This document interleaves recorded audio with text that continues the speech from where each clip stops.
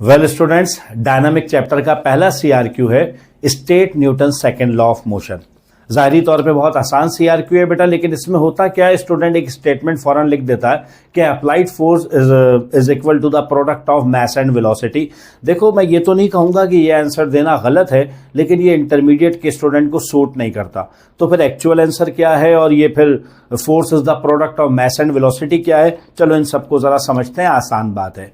तो देखो बेटे, सर आइजैक न्यूटन अपने सेकेंड लॉ में ये कहते हैं कि applied force is directly proportional to the rate of change of momentum. बात समझिएगा बेटे, जो एक्चुअल स्टेटमेंट है न्यूटन के सेकेंड लॉ का वो यही है कि अप्लाइड फोर्स डायरेक्टली प्रोपोर्शनल होती है rate of change of momentum के। अच्छा, मोमेंटम क्योंकि वेक्टर क्वांटिटी है तो वो फर्दर एक्सप्लेन करते हैं कि this change is in the direction of applied force. ये जो चेंज है ये भी बेटे अप्लाइड फोर्स की डायरेक्शन में होता है। तो अगर मैं न्यूटन के सेकेंड लॉ को लिखना चाहूं तो देखो बेटे, मैं ऐसे लिखूंगा कि applied force is directly proportional to the rate of change of momentum. It is actually the statement of Newton second law. अच्छा जी, प्रोपोर्शनैलिटी है तो मैं इसे इक्वालिटी में कन्वर्ट करना चाहूंगा, कांस्टेंट ऑफ प्रोपोर्शनैलिटी लेके आऊंगा, तो ये मेरे पास हो जाएगा F is equal to K, और ये आ गया बेटे as it is rate of change of momentum.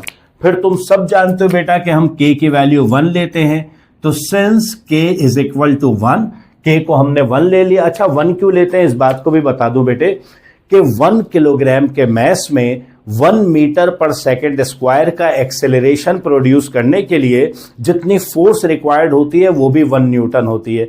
तो देखो, वो सारे फैक्टर्स जिनके ऊपर K डिपेंड कर रहा है, वो सारे पैरामीटर्स क्योंकि 1 के बराबर हो गए तो K भी बेटा 1 के बराबर हो जाता है। और जब 1 के बराबर हो गया तो यहां पे लिखना फिर मीनिंगलेस हो जाता है। तो हम इसकी फाइनल फॉर्म ऐसे लिख लेते हैं कि applied force is equal to the rate of change of momentum. This is called Newton second law. अच्छा, फिर वो क्या है sir F is equal to ma, उस पे भी आते हैं बेटे। It is just a special case of Newton second law. F is equal to ma जो है बेटा वो एक स्पेशल केस है न्यूटन सेकेंड लॉ का। मैं एक्सप्लेन करता हूं। देखो, तुम सब जानते हो कि जो मोमेंटम है वो प्रोडक्ट है किसका, मास और वेलोसिटी का, है ना। और अगर rate of change of momentum लो तो क्या हो जाएगा, delta P upon delta T. बिल्कुल ठीक है। अब चलो मैं एक चीज एज्यूम करता हूं, है ना। यहां पे मैंने कुछ एज्यूम नहीं किया, ये जनरल लॉ था। अब मैं एक चीज एज्यूम कर रहा हूं कि लेट, चलिए, मास इज कांस्टेंट। ये एक एजम्पशन आ गई है ना, ये एक स्पेशल केस आ गया कि मैं आपसे कह रहा हूं मास कांस्टेंट है। अब मास कांस्टेंट है तो देखिए जरा चेंज ऑफ मोमेंटम क्या हो जाएगा। चेंज ऑफ मोमेंटम आप सब जानते हो क्या हो जाएगा, final momentum minus initial momentum, है ना। और मोमेंटम प्रोडक्ट होता है मास और वेलोसिटी का। तो जब दोनों में मास को आपने कांस्टेंट रखा है तो इसकी फाइनल फॉर्म ये बन जाएगी बेटा कि change of momentum is equal to m। तो दोनों से कॉमन आ गया, 1 2 रखने की जरूरत ही नहीं है, इनिशियल फाइनल की जरूरत नहीं है। तो हमारे पास ब्रैकेट में क्या रह गया बेटे, vf माइनस vi, ये रह गया।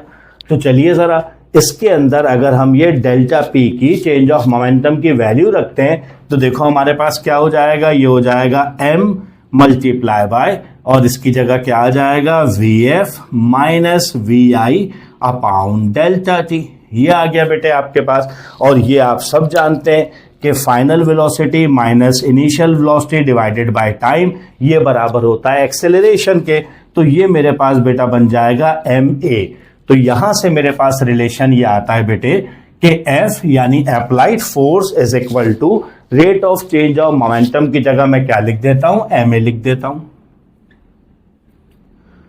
तो देखो बेटे, बिल्कुल गलत नहीं हुआ। अब बात समझ गया ना, बिल्कुल गलत नहीं है।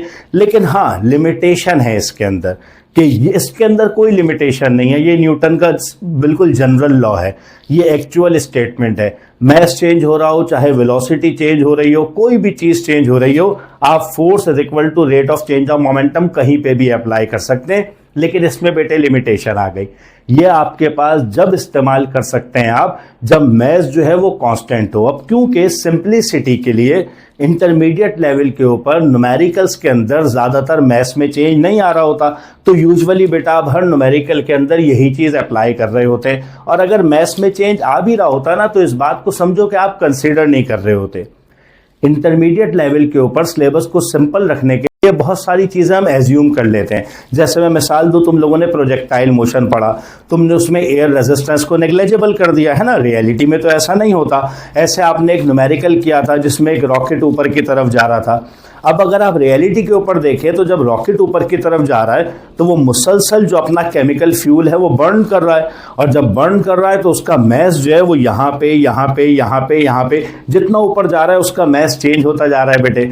जब मैस चेंज होता जा रहा है तो एक्चुअली आपको ये फॉर्मूला इस्तेमाल करने की इजाज़त नहीं है बेटे, फिर आपको यही फॉर्मूला इस्तेमाल करना पड़ेगा, है ना। या आपको जो है डिफरेंटिएशन लेना पड़ेगा मैस उसको वेलोसिटी ओवर टाइम का। लेकिन आपको ये सिंपल रखने के लिए कह दिया जाता है कि आप मैस को चेंज को एज्यूम ना कीजिए। जैसे एयरप्लेन जा रहा है, बहुत दफ़ा कोई इमरजेंसी हो जाती है, आप लोगों ने सुना होगा कि एयरप्लेन अपना वेट कम करने के लिए जो फ्यूल है उसको गिराना शुरू कर देता है।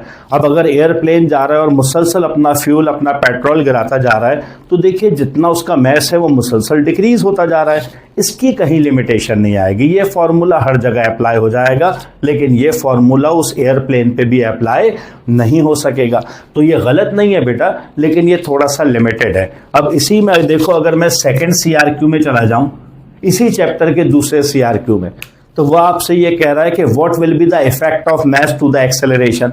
उसमें आपसे कह रहा है कि बताइए अगर हम मास को वेरी करते हैं तो एक्सेलरेशन पे क्या इफेक्ट आएगा।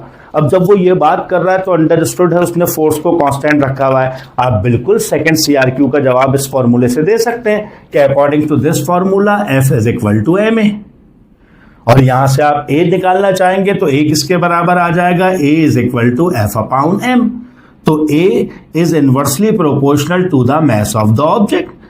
गलत नहीं है, आप बिल्कुल यहां से जो है सेकंड सीआरक्यू का जवाब दीजिए कि mass is inversely proportional to the acceleration. जितना मास ज्यादा होगा उतना एक्सेलरेशन कम हो जाएगा, जितना मास कम होगा बेटे उतना एक्सेलरेशन ज्यादा हो जाएगा। उम्मीद है कि अब आपको क्लियर हो गया होगा कि न्यूटन सेकंड लॉ का एक्चुअल स्टेटमेंट क्या है और F is equal to ma जो है वो स्पेशल केस क्यों कहलाता है।